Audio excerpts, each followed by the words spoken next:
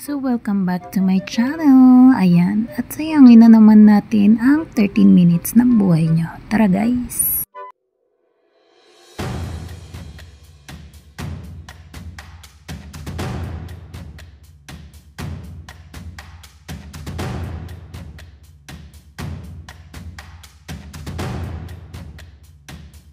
So, ayan na guys. At dahil naubusan tayo ng gas, dahil para-paraan tayo bilang nanay, ayan, at mag-iihaw tayo ng tilapia for today's video.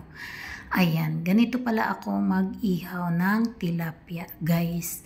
Nilalagyan natin ng special sa loob, sa tiyan ng tilapia. Ayan, kung napapansin nyo ay naghiwa-hiwa ako ng itlog na maalat.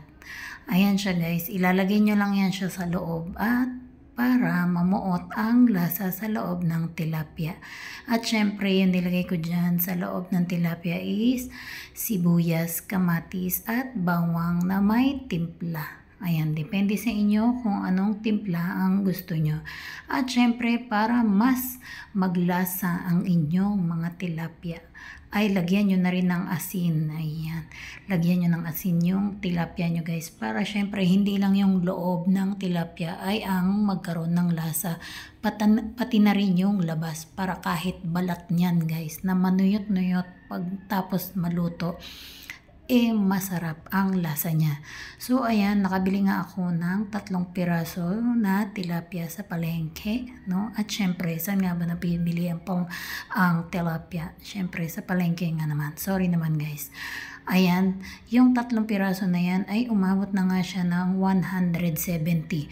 Grabe, ginto ang isda ngayon. 3 piraso ng tilapia nasa 170 pesos na. So, iba pa yung presyo ng ating sibuyas, kamatis, ayan, ng mga lamas-lamas natin na panimpla. At buti na lang ay nagtipid tayo ngayong araw na to. Ayan, ay tilapia ang ating uulamin. Nawala ng ibang mga lahok-lahok, o diba? Kasi naubusan nga ako ng gas. Ayan, so nagtilapia na lang ako. Bumili ako ng uling at para doon lutuin. Kasi yan, wala tayong ibang malulutuan. So, ayan, tingnan nyo yung loob ng tilapia. Grabe guys, masarap ito. Lagyan nyo ng itlog na maalat sa loob. Masarap talaga siya. So, ayan na nga at nagpapadingas na yung aking kuya sa labas. So, ihatid ko na sa kanya yung aking tilapia. Ayan. Yung anak ko, ayan, 15 years old na yan siya guys. So, pero kailangan pa rin siya na bibigyan lagi ng instruction. Ayan, may mga kulang-kulang pa talaga siyang mga bagay na hindi niya pa alam gawin sa kanyang buhay. So, ayan, nagpapadingas na nga siya. Sabi ko, kailangan padingasin mo muna yan bago mo ihulog yung uling sa ilalim. Kasi kapag binaba mo na yung uling sa ibaba, ayun, hindi mo na yan mapapadingas. May hirapan ka magpaypay dyan hanggang sa magkaroon ng baga yung uling, o diba? At nangungulit nga naman talaga si Liam kasi nagtatanong siya, ano bang gagawin dyan?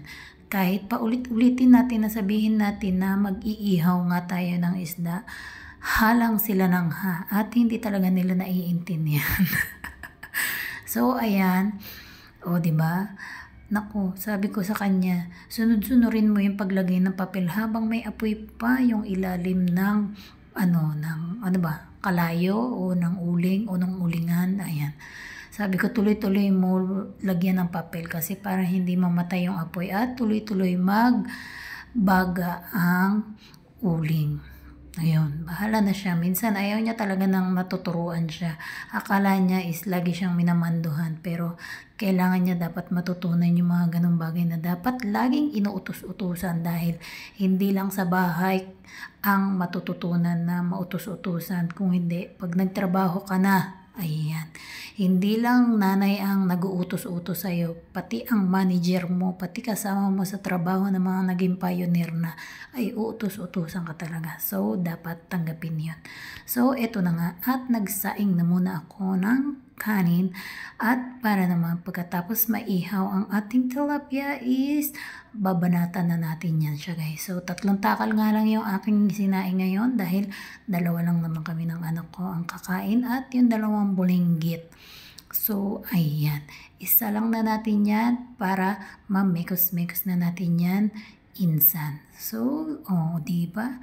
At ayan na nga ang ating tilapia at malapit na natin yan lansakan. Tara na at magkainan na tayo. So ito na, ayan yung isang buong tilapia nga pala guys is yung kabilang side is nahimay-himay ko na para makain ng mga anak kong bulinggit. Ayan, lalo na si Liam, syempre pagkakain niyan talaga siya guys is gusto niya na ng may ulam, hindi pwedeng hindi kumain ng walang ulam. Ayan, kung wala man silang ulam is gatas na lang talaga yung may pakakain ko sa kanila. So ayan, diba? Kahit balat guys, grabe, ang sarap nitong tilapia. So may nabili nga ako na isang putos ng lettuce. So binili ko na at para merong ka-partner ang ating tilapia ngayong araw na ito. So ayan, let's go guys at samahan niyo akong kumain at matakam na naman kayo sa aking kinakain ngayong araw na ito. Ayan, so maligayang Pasko sa inyong lahat guys. Naway ngayong kapaskuhan is nag-enjoy ang lahat. Sa kabisihan guys, hindi na talaga tayo makapag-vlog muna ngayong Pasko dahil alam nyo naman ang nanay nyo is laging nagluluto. Ayan, kapag nautusan na tayo magluto guys, ayan, sunod-sunurin na natin at lubos-lubusin na natin yung mga paggawa-gawa. Charot. Ayan, nung Pasko nga pala ay doon kami sa biyanan ko nagpasko, doon sa nanay ng asawa ko. Ayun, at syempre nandun yung mga ating mga katsikahan, mga kumare-kumpare. So kaya doon talaga kami at syempre last year hindi kami nakapagpasko doon kila nanay, kila tatay. Na yearly talaga is nagagawa namin na magkakasama talaga kami magpasko. So ayun na nga. Ayun, puro subo talaga ako dyan guys kasi ang ininom ko ng umaga dyan, ang umagahan ko is kape lang. Ayun, dapat nga isasabay ko yung kape dito sa aking pagkain. Kaso ginutom na ako habang nag-iihaw ako at naaamoy ko na yung amoy ng tilapia. Kaya nauna na yung kape habang nag-iihaw ako guys is nakapagkape na ako sa gutom ko. So, ayan, kain ng kain, diba? Niransakan ko na siya. Ang sarap nung mga, mga lamas sa loob ng tilapia. Yung sibuyas, kamatis, bawang, ayun, ang sarap. Kahit yun lang, tapos isabay mo sa kain, subo, ay, ang sarap talaga. Ayan, sa mga hindi pa nakapag-try ng inihaw na tilapia na merong itlog na maalat, guys, hindi kayo magsisisi, i-try nyo na.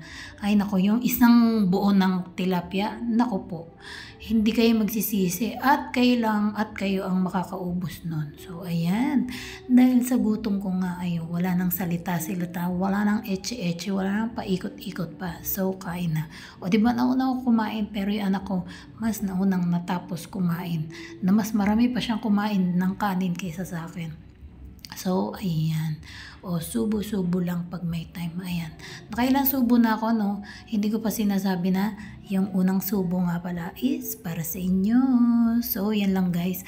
At malapit na naman ang ating bagong taon. Ayan. Happy New Year sa inyong lahat. At Happy New Year sa mga nagmamahal sa ating lahat. So, ayan lang guys. Ayun, kung saan man tayong sulok ng mundo, ayan, yung iba mga busy talaga sa trabaho, hindi nakakapag-enjoy ng mga celebration ng mga ganitong panahon. Pero alam niyo naman dito sa Pilipinas guys, nako, kung gaano ka busy at kung gaano ka spoiled ang mga Pilipino sa mga may okasyon. 'Di ba bawat okasyon, ayan, may bili dito, bili doon, regalo dito, regalo doon. Ganyan ang Pinoy na nakasanayan na natin mula nung tayo ay sinilang sa mundo. Ayan, binalot ko yung kamatis. Grabe guys. Naku, kahit ngayon nagbo-voice over na lang ako, pinanonood ko na lang ay naku, naglalaway pa rin ako sa kinakain ko. So, ayan. At ayun, wala na ako ibang masabi guys, no? Sa mga hindi pa nakapag-like, share, subscribe sa aking YouTube channel, mag-subscribe na kayo. At salamat sa mga inyong mga suporta. Maraming salamat pala sa inyo guys ha. Yung mga nandyan na lagi nakasupport sa aking premiere. Yung either na wala ako o nandyan ako na hindi naman kailangan ng i-big shout out is maraming salamat guys sa inyong mga suporta. Buong puso ko yan tinatanggap sa aking puso. Ayun. Sinabi ko na ang puso, paulit-ulit. So, yun lang. At wala na ako iba talagang masabi, kundi ay nagugutom na naman ako dahil sa kaka-voice over ko dito na side. Ayan. Mahirap pala yung ganun, no? Kasi hindi ko rin talaga kaya guys na magsalita habang nagbibideo kasi maingay talaga. Ang daming maingay dito sa lugar namin. Kung hindi aso, kung hindi yung mga kapitbahay na mga nagpupukpok, or yung mga anak ko, or bukas TV, yan. Yung mga cellphone ng anak ko, nakabukas, yung mga ganon. Ayun. Ayan, at dahil nga nasanay na tayo ng voice over, so nasusobrahan na rin talaga tayo ng kadaldalan. Ayan. Okay, wala na akong paligoy-ligoy pa at hindi ko na pahabain pa yung aking sasabihin sa inyong lahat. At muli, ayun, Merry Christmas and Happy New Year sa inyong lahat. Ayan, sa mga hindi pa nakapag-like, share sa aking YouTube channel, ayan, mag-like, share at don't forget, don't comment dyan sa baba. Ayun, sa inyong mga suporta. Salamat guys at hanggang dito na lang ang aking voice over. Ayun, maraming salamat sa inyo. Merry Christmas and Happy New Year. Ayun, sa mga nagpaabot ng mga pa-Christmas dyan. Ay, maraming salamat po. Ayun, sa mga gusto pang mag-abot, baka naman. Ayun, may extension pa nga yan, Sa mga gusto pang magbigay ng mga pa-Christmas gift and Christmas bonus dyan, ayan, humabol na kayo at hindi pa natatapos ang New Year at ang 2024. May ilang araw pa bago mag-2025. Ayun. Akala mo talaga totoo no? Ayun, syempre, special mention, ayun, kay Madam Emcel's Vlog and Gemaline Pahayahay, ayan, kay Sunny Engito, ayun, kay Jules Kimno, ayan, kay Provinciana OFW, kay MGB Vlog, ayan, at sino pa ba? Kay Kyle Melanie Flores, ayan, kay Hiker Pinay, ayan, Adventurer, ayan, at kay Happy Mami Angelo 5 at sa buong Bahay Kubo, ayan. Maraming salamat, ayan, and thank you so much everyone.